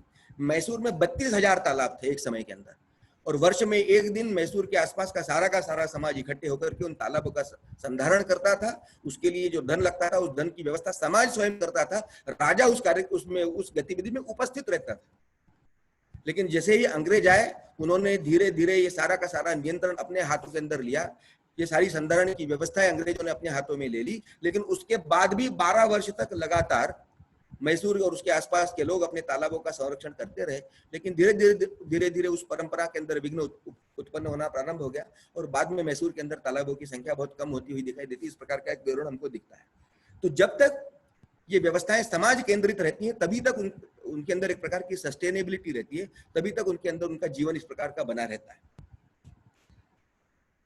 विनोबा भावे जी ने पुस्तक लिखी, उस पुस्तक का नाम है लोक शक्ति। उस लोक शक्ति पुस्तक में विनोबा जी ने लिखा है कि जब तक हम लोग गुलाम थे तब तक स्वराज की बात करना ठीक था, लेकिन अब जब हम स्वतंत्र हो चुके हैं तब इस स्वराज को सुराज में बदलने की बात है, और इसलिए ये काम राज्य शक्ति के आधार पर नहीं हो सकेगा। इसके लिए हमको लोक शक्ति को जगाना पड़ेगा, ये विनोबा जी ने लिखा है। और इसलिए उसमें आगे उन्होंने लिखा है कि जो समाज सरकार के ऊपर निर्भर होता है वो एक अकर्मण्य और दुर्बल समाज के रूप में रूपांतरित हो जाता है। तो समाज केंद्रित व्यवस्था, यही हमारी विशेषताएं रही हैं। इन विशेषताओं को एक बार फिर से स्थापित करने की आवश्यकता है, और विकेंद्रित शक्ति केंद्र जो होते हैं ये स्थायी होते हैं। ये बड़े से बड़े हमले का, बड़े से बड़े प्रतिकूलता का मुकाबला करने के लिए सक्षम होते हैं। 16वीं शताब्दी के अंदर जब यूरोप के अंदर झगड़ा हुआ तो ये तय हुआ कि स्पेन एक तरफ जाएगा और यूरोपीय देश एक तरफ जाएंगे। जाना क्यों था? तो सोना लूटने के लिए वो सब देशों के अंदर गए। अफ्रीका के अंदर एक एस्टेक नाम की जनजाति रहती थी, तो वहां ये स्पेन के लोग गए। वहां जाकर के राजा के ऊपर उन्हें बंदूक तानी, उसका सारा का सारा सोना लूट लिया, और बाद में उसको गोली मार दी। राजा मर गया, और बाद में धीरे धीरे उस एस्टेक जाति का पूरा जो राज्य था वो धीरे अंग्रेजों के कब्जे के अंदर आ गया। इसी प्रकार साल 1534 में एक इनका नाम की सभ्यता थी, उसके पास ये लोग गए। वहां भी यही इतिहास दोहराया गया। राजा को मार डाला, सोने को लूट लिया, व्यवस्थाएं और राज्य की संरचना पूरी की पूरी अंग्रेजों के हाथ के अंदर आ गई तत्काल।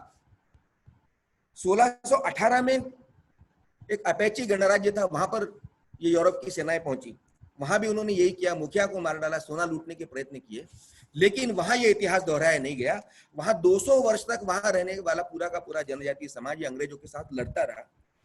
अंग्रेजों को समझ भी नहीं आया कि बाकी 2 जगह ये सारी की सारी व्यवस्थाएं ढह गई और हमारा कब्जा हो गया, और यहाँ नहीं हुआ।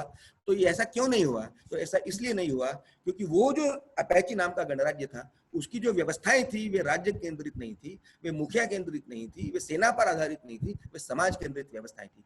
और इसीलिए राज्य चला गया, सेना हार गई, राजा मारा गया, लेकिन उसके बावजूद चूंकि समाज की व्यवस्थाएं जीवंत थी, इसलिए वो समाज उस समय यूरोप के सारे साम्राज्य के साथ 200 वर्ष तक लगातार संघर्ष करता रहा। तो समाज की जो शक्ति रहती है इस प्रकार के अनेक अपरिभाषित शक्ति केंद्रों के बीच में निवास करती है, और इस नाते इन शक्ति केंद्रों को मजबूत करना ये एक भारत की विशेषता रही। समाज केंद्रित व्यवस्थाओं की अवधारणा ये भारत का एक अपने प्रकार का वैशिष्ट्य रहा। कुछ बातें और हैं, जैसे राष्ट्र और राज्य के संदर्भ में भी जो भारत की अवधारणा है उसको भी थोड़ा समझने की आवश्यकता है। राज्य और राष्ट्र का अंतर, इसको लेकर के सारे देश भर के अंदर अनेक प्रकार का कंफ्यूजन और घालमेल हमको दिखता है। तो राज्य और राष्ट्र का एक अंतर है, इस अंतर को समझना। ये भारत का एक नया शब्द है जो भारत ने दुनिया को दिया, धर्म की तरह। और इसलिए राष्ट्र के अंदर जो धातुएं आती है उसमें हम ये उसका जो महत्व है, उसकी जो महत्ता है, उसका जो महत्व है हमको ध्यान में आता है। भारत के संदर्भ में भी यही बात है। भारत का एक अर्थ होता है प्रकाश, और रत का अर्थ होता है उस प्रकाश की साधना में रत लोग। और इसलिए भारतीय लोग कौन है? तो प्रकाश की साधना करने वाले ये सारे के सारे लोग, यानी भारत। और ये भारत राष्ट्र है, और राष्ट्र का यही अर्थ होता है। राज्य का अर्थ होता है प्रकाशित होना, रा धातु का, और त्र का अर्थ होता है उस प्रकाशित क्षेत्र के अंदर उस प्रकाशित क्षेत्र का रक्षण करना। तो इसलिए भारत और राष्ट्र यानी भारत राष्ट्र, ये क्या कहता है, ये शब्द क्या कहती है ये संज्ञा, तब हमको ये ध्यान में आता है कि भारत ये संज्ञा का नहीं, एक विशेषण का नाम है, एक गुण समुच्चय का नाम है, एक जीवन दृष्टि का नाम है, एक जीवन शैली का नाम है। और इसीलिए ये जीवन दृष्टि, ये जीवन शैली, जिसको आज सारी दुनिया जिस एक नाम से जानती है उसको हम कहते हैं हिंदू या हिंदुत्व। ये नाम लेते ही सारे देश के अंदर एक प्रकार की खलबली मचती हुई हमको दिखती है। कई लोगों को ऐसा लगता है जैसे उन्हें कुत्ता काट के भाग गया, कई लोगों को लगता है कि उन्हें बड़ा करंट लग गया। लेकिन भारत, हिंदू और हिंदुत्व ये प्रारंभ से जुड़े हुए हैं। ये हिंदू शब्द कहाँ से आया, कैसे आया, इसको लेकर के बहुत सारी बातें कही जाती हैं। स को ह कहने के कारण ये सिंधु से जुड़ा हुआ हिंदू शब्द, अनेक प्रकार की बातें आई हैं, ये सभी सत्य हो सकती हैं। लेकिन ये हिंदू शब्द बहुत पुराना है। ऐसा कहते हैं कि वेदों के समकालीन जो ग्रंथ रचे गए उसमें एक पारसी ग्रंथ है, उनको अवेस्ता ग्रंथ कहा जाता है। अवेस्ता ग्रंथ के अंदर भारत को कहा गया हिंदू कल। इस हिंदू कल में को लेकर के एक बात कही गई उसके अंदर कि सृष्टि के प्रारंभ में दुनिया में विधाता ने 16 देश बनाए, उसमें भारत का नंबर 15वां है। इस 15वें हिंदू कल नाम के देश के अंदर इसको विधाता ने किस बात के लिए चुना, तो उसमें लिखा गया कि ज्ञान को अपने सर्वश्रेष्ठ सर्वोत्तम रूप में अवतरण कराने के लिए विधाता ने भारत को चुना, हिंदुस्तान को चुना, हिंदू कल उसको कहा गया। तो ये हिंदू शब्द आज का नहीं, ये पुराना है। और इसीलिए हम ये जानते हैं कि यह जो हिंदुत्व, ये हिंदुत्व या हिंदू समाज या हिंदू शब्द, ये जो भारत के साथ जुड़ा और इसको मिलकर के भारत और भारत राष्ट्र या भारत और हिंदू या हिंदू और हिंदू राष्ट्र, ये सारी की सारी जो संज्ञाएं बनती है, ये संज्ञाएं मात्र नहीं है, ये एक बहुत बड़ा विशेषण है। इस विशेषण को हमने राष्ट्र नाम की संज्ञा दी। और इस नाते हमारे यहाँ ये बात कही गई कि राष्ट्र शब्द की उत्पत्ति कैसे हुई, तो ऋषियों की भद्र इच्छाओं में से राष्ट्र नाम की संज्ञा और शब्द का उच्चारण हुआ या उसका प्रादुर्भाव हुआ। वो भद्र इच्छाएं कौन सी थी? वो भद्र इच्छाएं थी सर्वे पे सुखिनः सन्तु, सर्वे सन्तु निरामया, सब सुखी होने चाहिए, सब स्वस्थ रहने चाहिए। ये जो एक भारत की अवधारणा है, ये इस राष्ट्र शब्द के साथ किस प्रकार से जुड़ी हुई है, ये एक बहुत शोधार्थियों के बीच में एक शोध का और अध्ययन का ये विषय हो सकता है। तो हमारे ऋषि सारी दुनिया के अंदर घूमे, सारे देश भर के अंदर घूमे, उन्होंने देश के समाज को समझने की कोशिश की, उसकी जरूरतों को समझने की कोशिश की, उसकी समस्याओं को जानने की कोशिश की, और उन समस्याओं को का समाधान देने के लिए उन्होंने जो बातें कही वो अलग अलग रूपों में हमारे सामने आती है। उसी कारण ये बात निकली ईशावास्य मिदम सर्वम, उसी में से बात निकली तेन त्यक्तेन भुंजीता, उसी में से बात निकली सर्वे पे सुखिनः सन्तु। ये सारी की सारी अवधारणा मूलक जो बातें हैं, ये बातें हमारे ऋषियों की भद्र इच्छाओं का एक प्रकार से प्रकटीकरण होता हुआ हमको दिखता है। हमारे यहाँ दो शब्द चलते हैं, एक चलता है नैवेद्य, दूसरा चलता है प्रसाद। ये भी भारत की एक विशेष प्रकार की देन है दुनिया के अंदर, ये अन्यत्र कहीं नहीं मिलेगा। हम भगवान के पास जाते हैं और हम उनको कोई भोग चढ़ाते हैं तो वो नैवेद्य हो जाता है। 1 तारीख को हमको तनख्वाह मिलती है, हम घर से चलते हैं तो कुछ मिठाई लेकर के चलते हैं, क्या पैसा मिला तो बच्चों को मिठाई खिलाएंगे। हमको रास्ते में 2-3 आदमी मिलते हैं मित्र, हम उनसे नमस्ते करते हैं, हालचाल पूछते हैं, कहाँ से आ रहे हो? भाई जरा मार्केट गया था, घर जा रहा हूँ, सोचा बच्चों को मिठाई खिला दूं, आज 1 तारीख है। ये बातें करते हुए अपने घर चले जाते हैं और बच्चों को मिठाई खिला देते हैं।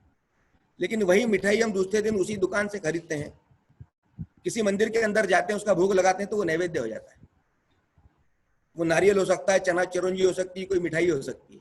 पंडित जी हम कुछ उसमें से रख करके बाकी हमको वापस कर देते हैं। हम वापस मंदिर से अपने घर की ओर निकलते हैं, रास्ते में 1-2 परिचित मिलते हैं, कहाँ से? अरे यार भाई मंदिर गया था, भगवान को भोग लगा, ये लो प्रसाद लो। तो अपने झोले में से कुछ उस मिठाई का कुछ हिस्सा, कोई नारियल का टुकड़ा, कुछ हम उसके हाथ के ऊपर रख देते। अब मिठाई वही है।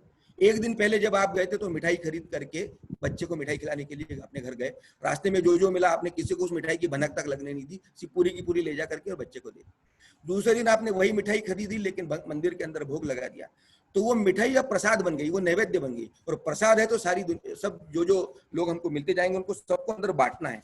तो ये जो नैवेद्य और प्रसाद की कल्पना है, वस्तुतः ये भी एक अवधारणा है, ये भी एक जीवन दृष्टि है। इसके कारण मन बदलता है, मनोदशा बदलती है, सभी में एक ही चेतना का एक व्यावहारिक स्वरूप इसके अंदर हमको दिखाई देता है। तो इसलिए ये राष्ट्र के संदर्भ में ये हमारी विशेषता है, ये भारत की देन है दुनिया को। ये ज्ञान हमारी विशेषता है, ये सोच हमारी विशेषता है, और इसीलिए जो हमारे घोष वाक्य निकले, सत्यमेव जयते, सत्य की जय होती है, ये भारत की अवधारणा है। हमारे तिरंगा के अंदर जो चक्र है, वो चक्र किसी पहिए का चक्का नहीं है, तो उसको धर्म चक्र कहा गया है। और उस धर्म चक्र के कितने पहिए हैं, कौन कौन, उसके अंदर जो ताड़ियां बताई गई है वो क्या है, वो सारी की सारी बातें एक अलग प्रकार का वो विषय है, लेकिन वो एक प्रतीक है, वो कुछ चीजों को रूपायित और व्याख्यायित करता है। हमने जब ये कहा यहाँ जहाँ धर्म होता है वहीं विजय होती है, जहाँ सत्य होता है वहीं विजय होती है, धर्म चक्र प्रवर्तन है, ये सारी की सारी जो बातें कही गई है, ये भारत की जीवन दृष्टि, भारत के मूल्य और मूल्यबोध, इसी को एक प्रकार से अभिव्यक्त करने वाली सारी की सारी बातें हैं। और इसीलिए इन्हीं सब बातों के आधार पर स्वामी विवेकानंद ने कहा था कि ये ज्ञान और अध्यात्म का देश है। इसी बात को लेकर के स्वयं श्रद्धेय डॉक्टर बाबा साहब अम्बेडकर जी ने एक बात कही संविधान सभा के अंदर। उन्होंने कहा कि देश जो है वो केवल भूमि का टुकड़ा नहीं होता, there is a sentimental side to the nation. देश की एक कुछ भावात्मक पक्ष भी उसके अंदर होते हैं। ये सारी बातें इसको लेकर के संविधान सभा के अंदर जो बहुत विस्तार से स्वयं डॉक्टर बाबा साहब अम्बेडकर ने कही है। तो इस नाते ये हिंदुत्व की बात हम करते हैं, हम हिंदूवाद की बात नहीं करते, क्योंकि जब वाद आता है तो विवाद आता है। हम हिंदूनेस की बातें करते हैं, हिंदुत्व की बातें करते हैं, हम तत्व की बात कर रहे हैं। ये तत्व भारत का तत्व है। भारत आज इस हिंदू शब्द के आधार पर परिभाषित होता है, पहचाना जाता है, इसलिए हम ये कहते हैं कि ये हिंदू मूल्यबोध है, ये हिंदू जीवन मूल्य है, ये हिंदू अवधारणा है। और इस नाते भारत को नए सिरे से देखने की, समझने की आज एक आवश्यकता है। इसको लेकर के जो सारा वितंडावाद चलता है, ये जो करंटबाजी चलती है, इससे मुक्त होने की आज हम सब लोगों को बहुत आवश्यकता है। क्योंकि इस बात को समझना पड़ेगा कि हिंदू और हिंदुत्व यदि एक मूल्यबोध का नाम है, यदि एक जीवन दृष्टि का नाम है, यदि कुछ शाश्वत सिद्धांतों का नाम है, तो और ये सिद्धांत यदि इस हिंदू शब्द के कारण ही व्याख्यायित हो रहे हैं, आज परिभाषित हो रहे हैं, तो हिंदुत्व और भारत, इसको एक दूसरे से अलग नहीं किया जा सकता। और इसलिए जैसे शव के अंदर प्राण होते हैं, प्राण निकल जाए शरीर के अंदर से तो शरीर शव हो जाता है, और शरीर को यदि प्राण नहीं मिले तो शरीर शव है, और प्राण को यदि शरीर नहीं मिला तो क्या होता है, वो भूत प्रेत हो जाती है। वैसा ही भारत का हिंदुत्व का और हिंदू विचार का संबंध है। यदि हिंदुत्व को भारत नहीं मिला तो उसका कोई अर्थ नहीं होगा, और भारत को यदि हिंदुत्व नहीं मिला तो भारत भारत नहीं होगा। ये हमको समझने की एक बात है। कुछ छोटी मोटी 2-3 बातें भारत की अवधारणाओं के संदर्भ में इस पर भी आज और थोड़ा विचार करना चाहिए, ऐसा मुझको लगता है। जब हम ये सारी की सारी बातें इस प्रकार की करते हैं तो लोग कहते हैं कि यार ये सारा का सारा जो चिंतन है, ये भौतिकता के खिलाफ जाने वाला चिंतन है। मनुष्य का जीवन भौतिकता के बिगड़ चलता नहीं। उसमें पैसा है, उसमें पैसे की जरूरत है, साधनों संसाधनों की जरूरत है, सारी की सारी बातें जो कुतर्क उठते हैं उसको लेकर के वो आते हैं। लेकिन अर्थ के संदर्भ में, यानी पैसे लक्ष्मी के संदर्भ में भारत की अवधारणा क्या है, इसको भी आज समझने की जरूरत है। हमने कभी भी अर्थ का, पैसे का निषेध नहीं किया, समृद्धि का निषेध नहीं किया। दुनिया भर के सारे ठग और लुटेरे यदि हिंदुस्तान में आकर के शताब्दियों तक लूटपाट मचाते रहे, तो क्या वो भारत का अध्यात्म लूटने के लिए आए थे? क्या वे भारत की लक्ष्मी लूटने के लिए आए थे? वे भारत की समृद्धि के कारण आए थे? वे भारत के सोने के कारण आकर्षित होकर के आए थे? तो ऐसा यदि नहीं होता तो भारत सोने की चिड़िया क्यों कहलाता?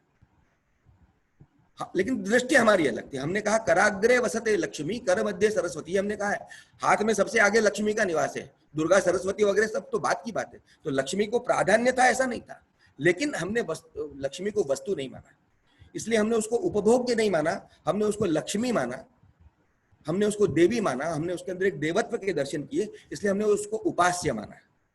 पैसा जब तक उपभोग्य है तब तक वो वस्तु है, लेकिन जब वो उपास्य है तब वो देवता है।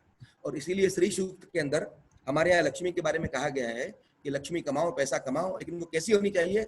वो अनपगामिनी नहीं होनी चाहिए, यानी वो अनपगामिनी होनी चाहिए, यानी वो गैर मार्ग से आने वाली नहीं होनी चाहिए, वो सही मार्ग से आने वाली होनी चाहिए। और लक्ष्मी कैसे आनी चाहिए, बड़ा सुंदर उसके अंदर वर्णन है। लक्ष्मी कैसे घर के अंदर आए? तो अश्वपूर्वाम रथमध्याम हस्तिनाद प्रमोदिनी, ऐसी आनी चाहिए। वो ऐसी आए कि उसके आगे अश्वों का रेला चलता हो, वो रथ के ऊपर बैठ करके आए, उसके पीछे हाथी चलते हुए चिंगाड़ते हुए आने चाहिए, यानी पूरे तामझाम के साथ, लाव लश्कर के साथ, बैंड बाजे के साथ लक्ष्मी घर के अंदर आनी चाहिए। अब जो अनपगामिनी होगी, वो गलत मार्ग से आने वाली होगी, वो ऐसे धूम धड़ाके के साथ नहीं आएगी। काला पैसा ऐसे नहीं आता ना घरों के अंदर। तो लक्ष्मी कैसी आए ये इसलिए बताया क्योंकि लक्ष्मी कैसी होनी चाहिए ये उसके पीछे की एक बात थी। तो ये लक्ष्मी को लेकर के हमारे यहाँ बातें कही गई। और फिर ये कहा गया कि लक्ष्मी कहाँ कहाँ है, केवल द्रव्य में लक्ष्मी नहीं है। तो ये कहा गया दृष्टि कैसी होनी चाहिए, अवधारणा क्या है? धनम अग्नि, अग्नि ये धन है। धनम वायुर, वायु ये धन है। धनम सूर्यो, धनम वस्तु, ये सारी की सारी बातें कहेगी। धनम इंद्रो बृहस्पति, ये सब कुछ जो है ये धन है। अग्नि वायु यानी प्रकृति के सारे साधन संसाधन जिनके कारण मनुष्य का जीवन है, ये सब धन है, ये सब लक्ष्मी है। और इसीलिए इस लक्ष्मी का रक्षण करो, इस लक्ष्मी का अर्जन करो, इसका पोषण करो। और इसलिए कहा गया कि इस लक्ष्मी के 4 अंग है। एक कैसे है? तो ये अलब्ध लाभार्थी है, यानी जिसको नहीं मिला ये उसको मिलनी चाहिए, उसे कैसे प्राप्त हो इसकी व्यवस्था समाज को करनी चाहिए। फिर जो प्राप्त कर ली गई है उसकी रक्षा होनी चाहिए, लब्ध परिरक्षणम, ये बात कही गई। फिर ये कहा गया है कि जो आपने प्राप्त कर ली उसकी रक्षा करो, जो रक्षित है उसको बढ़ाओ, रक्षितस्य विवर्धनेषु, उसको बढ़ाओ। और ये बढ़ी हुई लक्ष्मी का क्या करो, इसका उपयोग कैसे करो? सीमित संयमित सदाचारी उपयोग की बात पहले आई, इसी बात को दूसरे अर्थों में कहा गया वृद्धस्य तीर्थेषु प्रतिपादनीम, इसका तीर्थ के समान उपयोग करो, यानी इसको सत्कार्य के अंदर लगाओ। ये लक्ष्मी को लेकर के हमारी यह बातें कही गई है। ये भारत की धन के संदर्भ में, धन के उपभोग और उपयोग के संदर्भ में सारी की सारी अवधारणाएं हैं। लेकिन अभारतीय विचार इसके ठीक विपरीत जाता है, ये हम सब लोग जानते हैं। क्योंकि मानव को उन्होंने एक आर्थिक इकाई माना, उसके मूल में अर्थ विचार माना, और इसलिए ये कहा गया है कि उस आवश्यकताओं की प्राप्ति में उसको सारा का सारा सुख मिलता है, साधनों से सुख मिलता है, इसलिए साधनों का संचय जरूरी है। मर्यादित और गैर मर्यादित जैसे भी वो साधन चाहिए, ये सारा का सारा जो अर्थ विचार है, ये भारत की जो अर्थ विचार है इसके ठीक विपरीत विचारधारा होने के कारण, जीवन दृष्टि और जीवन लक्ष्य में भिन्नता होने के कारण हमको ध्यान में आता है। इसलिए जो बातें कही जाती है कि उपभोग करने से जीवन का स्तर बढ़ता है, इसलिए पर कैपिटा इनकम कितनी, उसी प्रकार पर कैपिटा कंजम्पशन कितना, एक व्यक्ति के हाथ में कितने मोबाइल है, एक घर के अंदर कितनी गाड़ियां हैं, इसके आधार पर, इस इंडेक्स के आधार पर मनुष्य के सुख को मापने की सारी बातें दुनिया के अंदर चलती है। लेकिन भारत का जो विचार है इस अभारतीय विचार के ठीक विपरीत जाता है, और इसीलिए हमारे अर्थ को अर्थशास्त्र की संज्ञा दी गई। और इसीलिए उस अर्थशास्त्र का उद्देश्य भी बताया गया क्या है। तो उन्होंने कहा कि अर्थशास्त्र का उद्देश्य है, अर्थ का उद्देश्य मनुष्य को सुख प्राप्त होना चाहिए। सुख की अपनी परिभाषा है, अब उसके विस्तार में भी नहीं जाते, पहले इतनी सारी बातें आ चुकी उसको लेकर।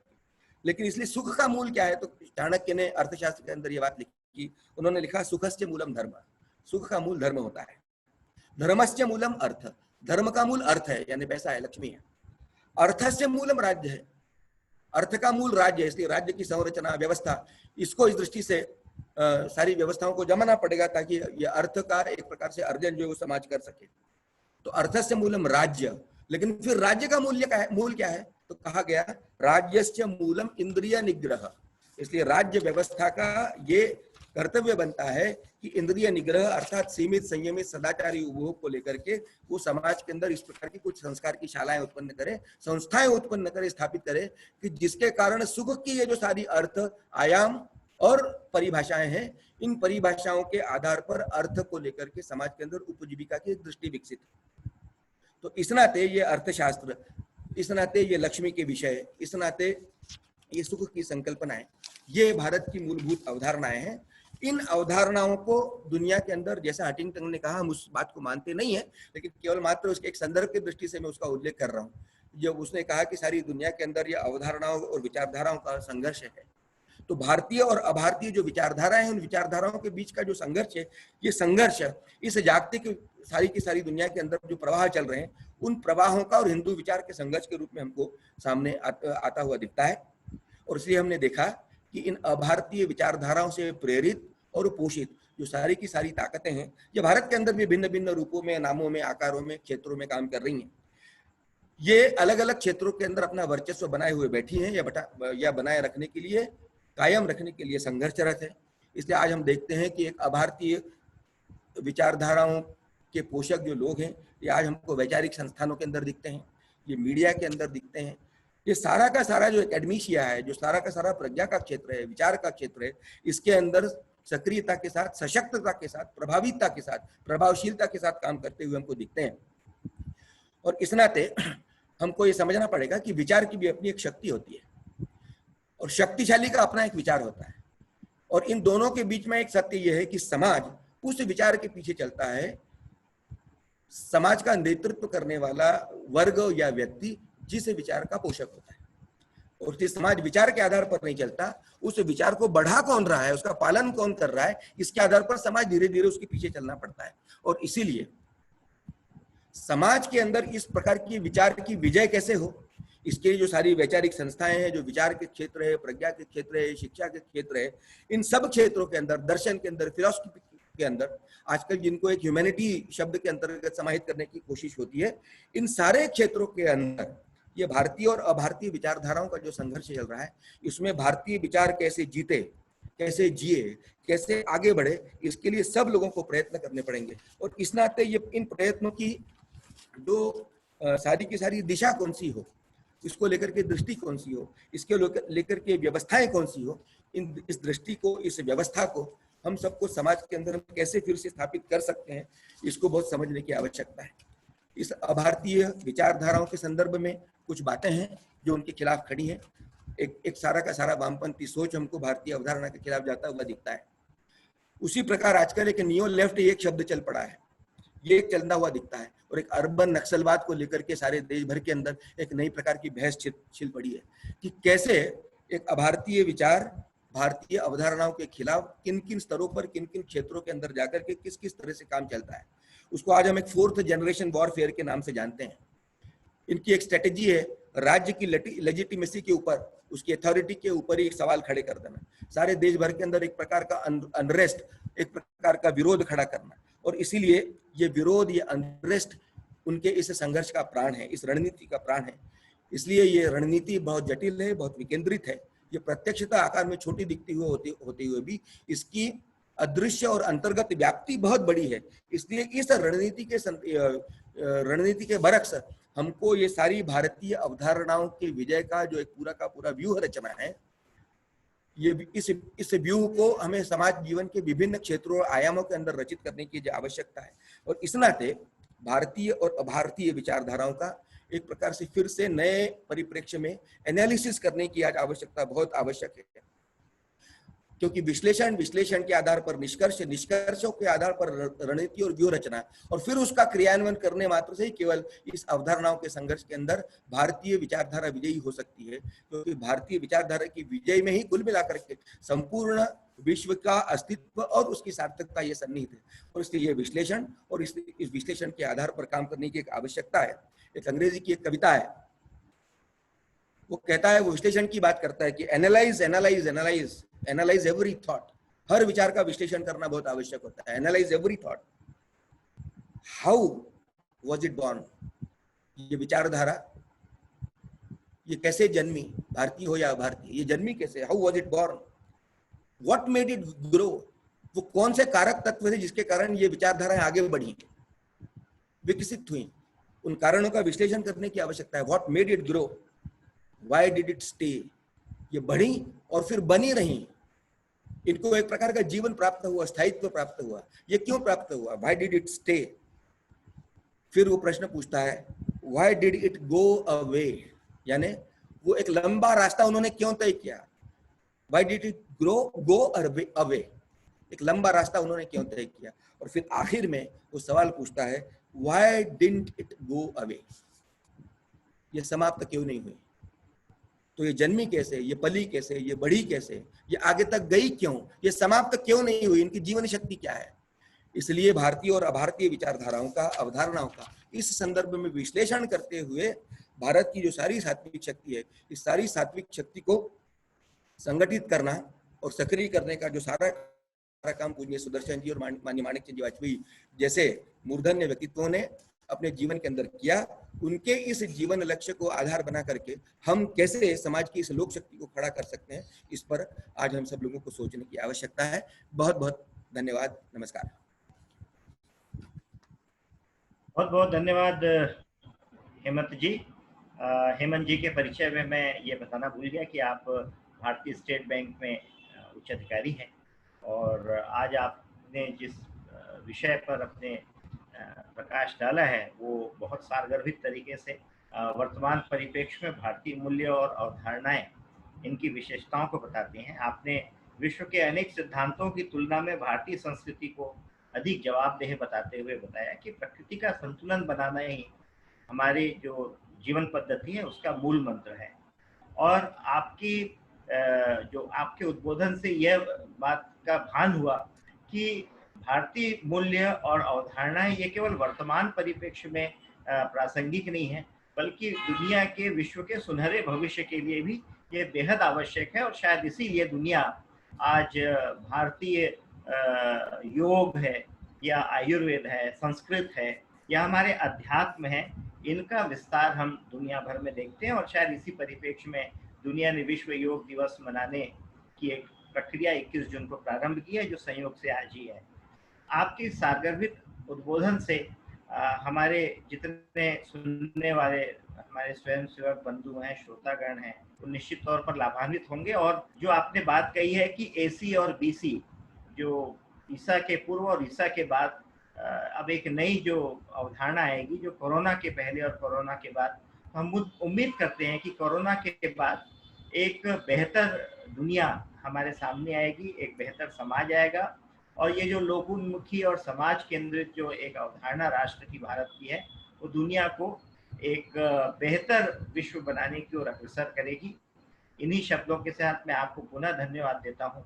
और आज हमारे साथ जो तकनीकी टीम जुड़ी, जिसमें सतीश जी थे, शुभम उपाध्याय जी थे, सौरभ जी थे भोपाल से, तकनीकी टीम को, और जिन्होंने भी प्रत्यक्ष या परोक्ष इसमें सहयोग किया, उसमें अतुल तारे जी संपादक स्वदेश के ग्वालियर संस्करण के, और प्रफुल्ल शर्मा जी हैं बिलासपुर से, और हेमंत जी आपका मैं कोटिशा पुनः एक बार धन्यवाद करते हुए इस कार्यक्रम का मैं यहाँ समापन करता हूँ।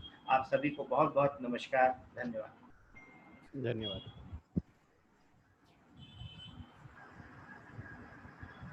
लाइव कैसे चलेगा? सौरभ लाइव तो है ही नहीं ना, अच्छा रिकॉर्ड हो रहा है, नहीं तो रिकॉर्ड से काट देंगे। ये भी जा रहा है।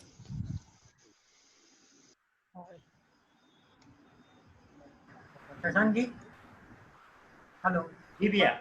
हाँ, ये तो अभी इतना पूर्ण हो गया। अभी थोड़ी सी अपन जूम पर चर्चा करेंगे दोनों केंद्र के, और फिर थोड़ी देर बाद करेंगे कि अभी करेंगे? अभी साथ ही कर लेंगे थोड़ी देर में, है ना? इसको रिकॉर्ड कर, इसको अनरिकॉर्ड करके बस बंद कर देंगे।